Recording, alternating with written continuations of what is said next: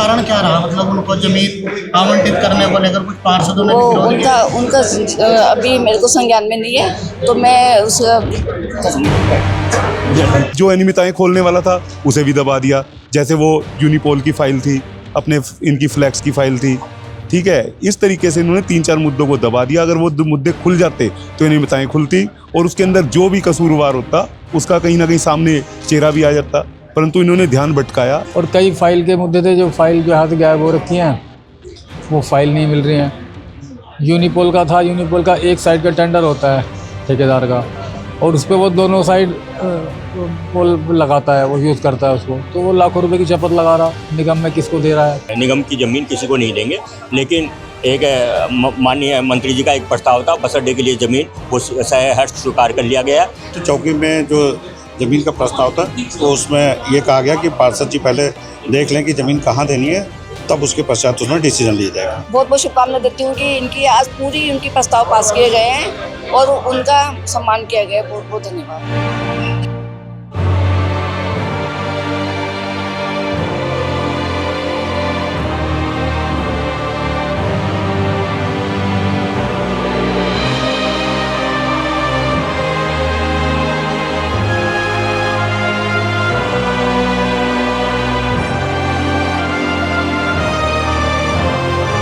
Madam, आज नगर निगम board की बैठक हुई है, इस तरीके से हुई है, प्रमुख मुद्दे क्या थे जिनको बोर्ड से जो है स्वीकृति मिली है, और कौन से ऐसे प्रस्ताव रहे हैं जिनको सदन में अनुमति नहीं मिल पाई? विकास के सभी प्रस्ताव पास हुए। आज हमारी बोर्ड बैठक पूरी नगर निगम के सभागार में बहुत ही मतलब 4 घंटे की लंबी बैठक चली, तो सभी मैं पार्षदों का बहुत बहुत धन्यवाद करती हूँ और बहुत बहुत शुभकामनाएं देती हूँ कि इनकी आज पूरी उनकी प्रस्ताव पास किए गए हैं और उनका सम्मान किया गया है। बहुत बहुत धन्यवाद।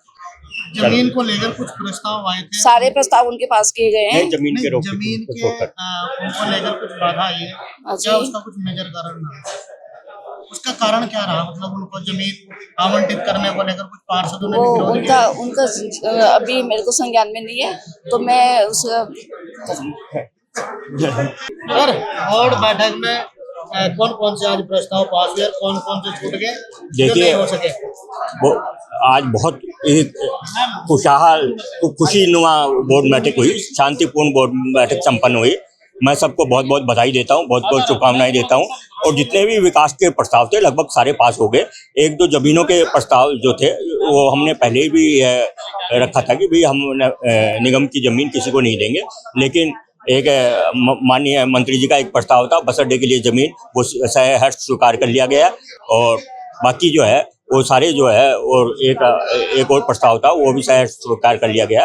बाकी सब प्रस्ताव जो है, निर्माण के सभी विकास के सारे प्रस्ताव लगभग पास हो गए। तो कुछ जो प्रस्ताव ऐसे आए थे उनमें भी जमीन, जैसा पुलिस चौकी के लिए जमीन का, और जो पुलिस चौकी के लिए फायर ब्रिगेड नहीं, तो फायर ब्रिगेड के लिए हमने सालियर के अंदर जमीन के लिए वो पास कर दिया कि सालियर में हम जो है फायर ब्रिगेड के लिए जमीन दे दें। और जो पुलिस चौकी है, पुलिस चौकी के लिए हमने कहा कि भैया जगह आप ट्रेस करिए, क्योंकि जब तक ये पता ना हो कि कहाँ जगह चाहिए तब तक वो कैसे दी जा सकती है, तो जो भी उपलब्धता होगी उस हिसाब से उसको कर दिया मेयर साहब, एक साल में 4 से 5 बैठक होनी चाहिए थी, लेकिन एक साल में पूरी सिर्फ 2 बैठक हुई है, बोर्ड बैठक। क्या कारण है कि 2 ही बैठक? लेकिन ये ऐसी कोई बात नहीं है। वैसे तो हमेशा सबका बैठक होती ही रहती है, और जितनी जरूरी होती है उस हिसाब से, आवश्यकता के हिसाब से बैठक बुलाई जाती है। क्या आपको नहीं लगता कि इन सब चीजों को लेकर जो विकास के कार्य तेज गति से होने चाहिए, उनमें रुकावट आती है? नहीं, कोई रुकावट नहीं आई। और दूसरी बात कि हम आप देखिएगा जो बजट के हिसाब से जो पिछले सालों में जो कार्य हुए हैं उससे कहीं बहुत अधिक कार्य इस साल में हुए। अच्छा, जो आपकी बात शांतिपूर्ण ढंग से बैठक हुई, इसके लिए क्या कहेंगे? इसके लिए मैं आप सबका, पत्रकार बंधुओं का, प्लस हमारे सभी पार्षदगणों का, हमारे सभी अधिकारियों का, कर्मचारियों का, सबको बहुत बहुत धन्यवाद देता हूँ, बहुत बहुत आभार व्यक्त करता हूँ। और इसी तरीके से, क्योंकि हर चीज़ के लिए आपस में विचार विमर्श भी होना चाहिए, क्योंकि लोकतंत्र के अंदर विचार विमर्श बहुत जरूरी है, और विचार विमर्श होकर ही कोई प्रस्ताव पास होता है, तो उसकी बात कुछ और होती है। तो इसलिए आज जो है सब पे विचार विमर्श होकर पूरा प्रस्ताव पास हुए हैं। मैं सबको बहुत बहुत बधाई देता हूँ, बहुत बहुत शुभकामनाएं देता हूँ। इसी तरीके से हमारा रुड़की विकास की ओर बढ़ेगा और विकास करेगा। कैबिनेट मंत्री जी ने अंतर्राज्यीय बस अड्डे की तो घोषणा करी दी है, हाँ बहुत बिल्कुल प्रायोरिटी रही है। बिल्कुल।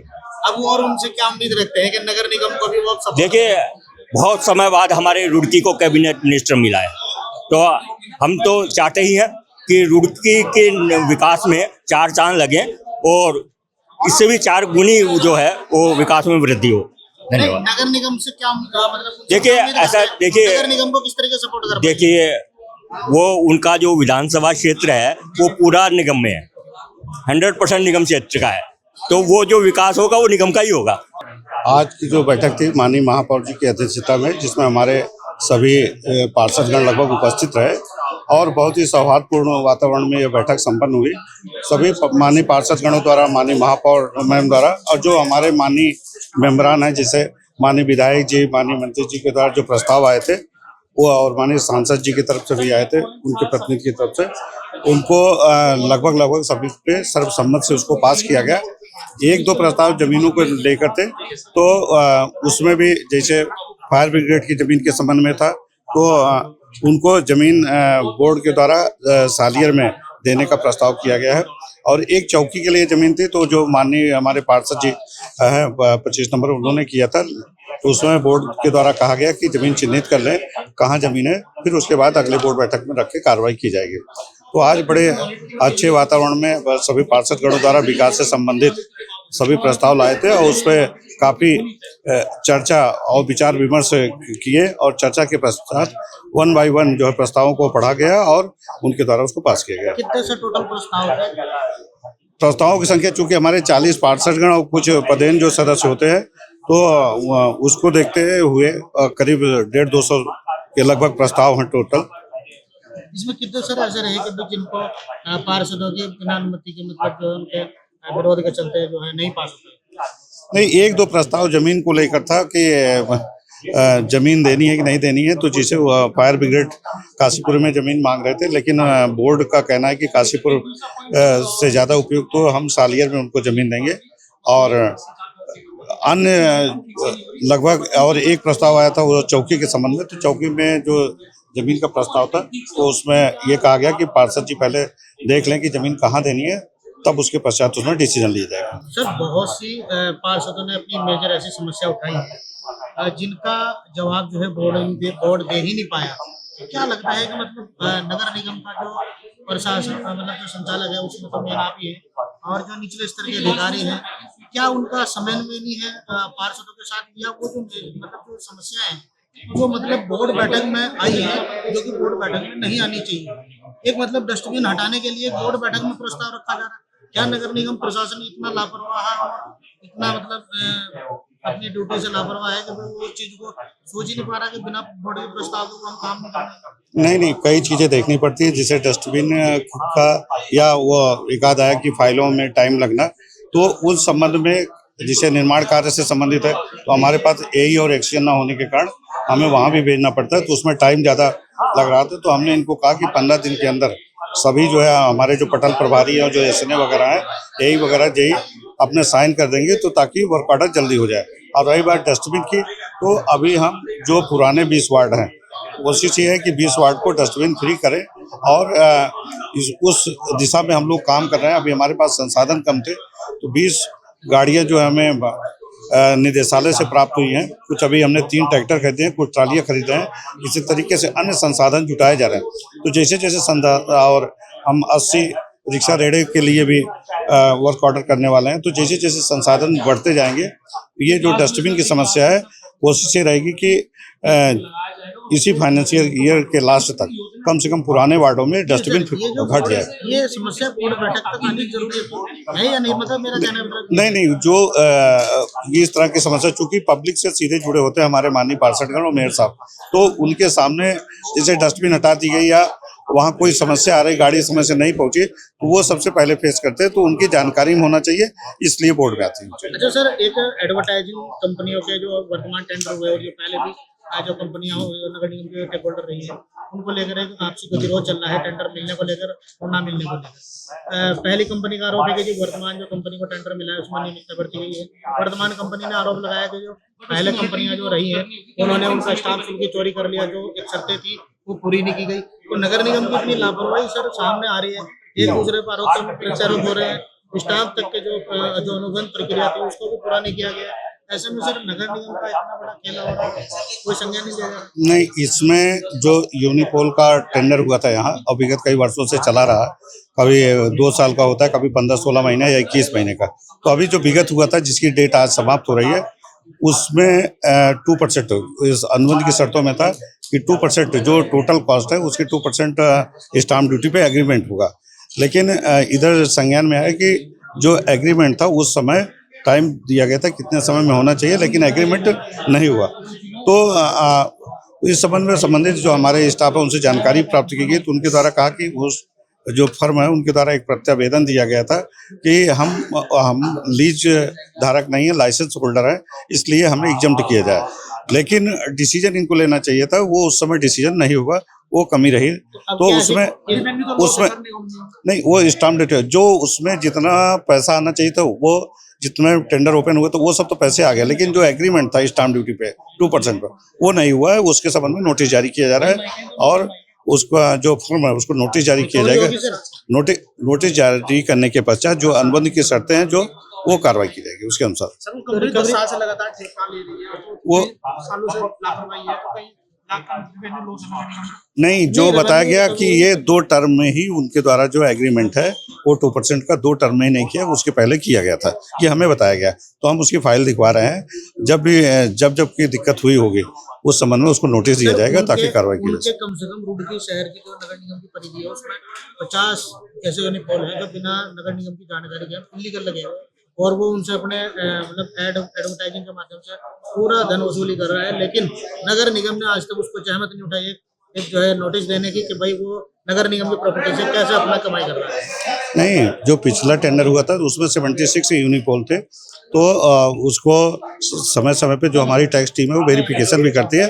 इसीलिए हमने इस बार जो यूनिपोल था उनकी संख्या कमेटी, चूँकि इसमें कमेटी होती है, यमने होते हैं, SDM साहब होते हैं, उसमें पुलिस के अधिकारी और फायर वाले होते हैं, तो उन सबकी एक कमेटी थी। इस बार हमने 125 का रखा था, लेकिन कमेटी ने उसको 105 का पास किया, तो अब 76 से हम 105 कर रहे हैं, ताकि ये जो इस तरह की अनियमितताएं या शिकायतें कुछ प्राप्त होती हैं वो उस तरह की शिकायत ना प्राप्त हो और हम रेवेन्यू भी बढ़ सके नगर निगम। तो चिन्हीकरण होगा सर इनका जो यूनिपोल है कि नगर निगम के जो टेंडर प्रक्रिया में शामिल है वो है या बाहर के हैं?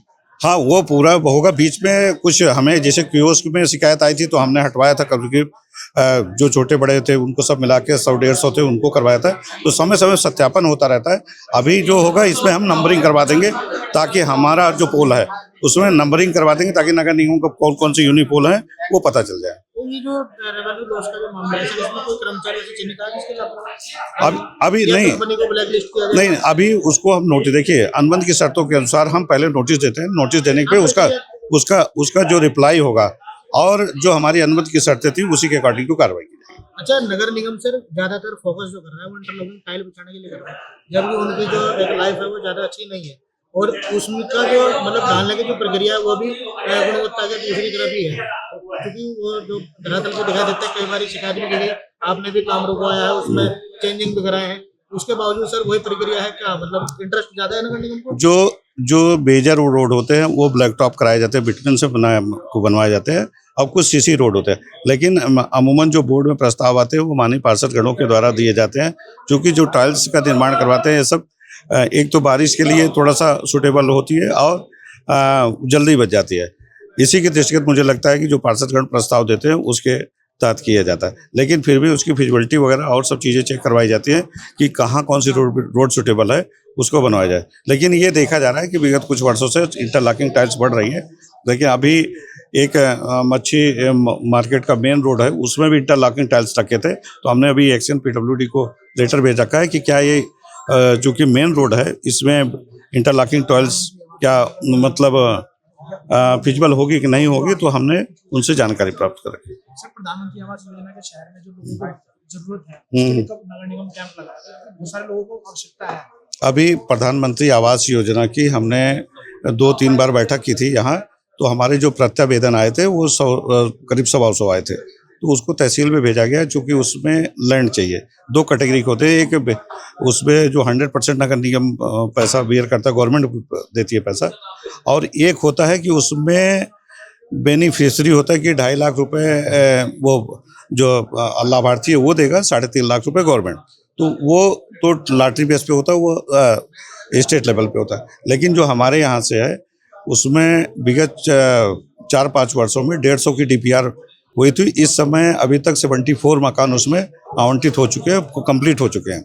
अभी कुछ बाकी हैं, लेकिन अब जो है इस समय प्रधानमंत्री आवास 2 आ गया है, उसमें फार्म भरे जा रहे हैं। अभी 21 फार्म तहसील से सत्यापन होके आ गए हैं और भेजे गए हैं, करीब 54 और भेजे गए हैं। वो जैसे सत्यापन होके आ जाते हैं कि उनके पास ज़मीन है और वैध ज़मीन है, तो हम उसको भी भेज देंगे। वो लोकल लेवल पे हमारे अध्यक्षता में कमेटी है और जिले में DM सर की अध्यक्षता में तो कमेटी से प्रस्ताव पास होकर शासन जाता है, फिर अप्रूव्ड होता है। बोर्ड बैठक हुई है, बोर्ड बैठक के अंदर प्रस्ताव सारे पढ़े गए, परंतु जहां कोई अनियमितताएं आने वाली थी उन चीजों को खुद पे खुद ही निगम के अधिकारियों ने सूझबूझ से दबा दिया। उन्होंने मुद्दों से भटकाया और कई ऐसे मुद्दे थे, जैसे पत्रावली ऊपर मंगाने की मांग करी गई कि पत्रावली ऊपर लेकर के आओ, अभी मंगाओ। उन्होंने उस चीज को एकदम कहीं से ध्यान हटाया और उन्हें दूसरे मुद्दे पे ले आए। फिर वो दूसरा मुद्दा जो अनियमितताएं खोलने वाला था उसे भी दबा दिया, जैसे वो यूनिपोल की फाइल थी, अपने इनकी फ्लैक्स की फाइल थी, ठीक है। इस तरीके से इन्होंने 3-4 मुद्दों को दबा दिया। अगर वो मुद्दे खुल जाते तो अनियमितताएं खुलती और उसके अंदर जो भी कसूरवार होता उसका कहीं ना कहीं सामने चेहरा भी आ जाता, परंतु इन्होंने ध्यान भटकाया। तो आपके वार्ड में विकास कार्य हो रहे हैं तेजी से? हाँ, कहाँ हो रहे हैं? मैंने 3-4 मुद्दों को कहा। मैंने इन्हें कहा कि नाले का पेमेंट रोका जाए, नाला निर्माण हुआ था कोट रोड का और उसके ऊपर भी इन्होंने उसका पेमेंट कर दिया। उधर एक पार्क बना था, पार्क का भी पेमेंट कर दिया है। इन्हें पत्रावली करना, इनके पास जो पत्र भेजना मात्र औपचारिकता निभाने का कार्य है इनका। इनके द्वारा कोई अंदर से कोई रुचि नहीं ली जा रही है कार्यों में। तो आहत हूं मैं, तो सही बताऊं तो काम नहीं कर रहा नगर निगम। नगर निगम काम कर रहा है, परंतु जिस तरीके से इन्हें जांच करनी चाहिए, जिस तरीके से इन्हें उनके ऊपर ध्यान देना चाहिए, वो नहीं कर पा रहे, रुचि नहीं ले रहा। तो हमने तो जो सारे प्रस्ताव थे हमारे सारे पास हुए सहमति से। बाकी जो और प्रस्ताव थे, पेट्रोल पंप लगाने का था उसको निरस्त कर दिया, जो सालियर में पेट्रोल पंप लगना था, और एक चाट बाजार का था उसको भी निरस्त किया गया, क्योंकि वो यूपी की भूमि है और इसीलिए तो ओम का एनओसी भी दे पाते ना दे पाते, तो इसलिए उसको भी कैंसिल किया है। और कई फाइल के मुद्दे थे, जो फाइल जो यहाँ से गायब हो रखी हैं, वो फाइल नहीं मिल रही हैं। यूनिपोल का था, यूनिपोल का एक साइड का टेंडर होता है ठेकेदार का, और उस पर वो दोनों साइड पोल लगाता है, वो यूज़ करता है उसको, तो वो लाखों रुपए की शपथ लगा रहा, निगम में किसको दे रहा है। तो यही सब मुद्दे थे। और इन्हीं के बाद शुल्क का मामला भी उठाया कि भाई जो हाँ 2% स्टाम्प ड्यूटी उसको देनी थी, जबकि वो लगातार 2013 से उसी के पास ये टेंडर है। एक ही व्यक्ति के पास टेंडर क्यों है? और 2% की इसमें स्टाम्प ड्यूटी जो अनिवार्य होती है देनी होती है, वो भी उसने कभी जमा नहीं कराई। तो इसमें बड़ा घोटाला है, ये भ्रष्टाचारी चल रही है। भ्रष्टाचारी इसमें साफ दिखाई दे रही है। कौन करवा रहा है? अभी देखो, ये तो मैं कह सकता कौन करवा रहा है, लेकिन निगम में से ही कोई ना कोई होगा जो करा रहा होगा।